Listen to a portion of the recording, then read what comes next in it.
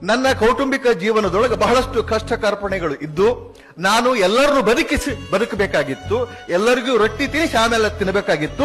ಎಲ್ಲರನ್ನು ಸಾಕಿ ಜೀವಂತಿಟ್ಟು ಏನಾರ ಸಾಧನೆ ಮಾಡಬೇಕಾಗಿತ್ತು.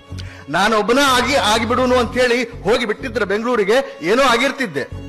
ಏನೋ ಆಗಿ ಯಾವುದೋ ಒಂದು ರಾಜ್ಯದಾಗ ಇರ್ತಿದ್ದೆ. ಆದ್ರೆ ನೋಡಾಕ ನಮ್ಮ ಅವ್ವ ಇರ್ತಿದ್ದಿಲ್ಲ, ನಮ್ಮ ಅಣ್ಣತಮ್ಮ ಇರ್ತಿದ್ದಿಲ್ಲ, ಯಾರು ಇರ್ತಿದ್ದಿಲ್ಲ.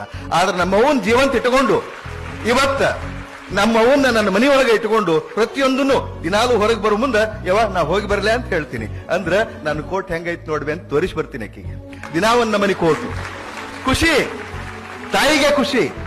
ಅವ್ರನ್ನೆಲ್ಲ ಜೀವಂತಿಟ್ಟು ನಾನು ಆದೆ. ಅದಕ್ಕ ಆ ಟೈಮ್ನೊಳಗೆ ಬಹಳ ಕಷ್ಟ ಬಂದು ಕಾನ್ಸಂಟ್ರೇಟ್ ಮಾಡಿ ಓದಾಕಾಗ್ಲಿಲ್ಲ.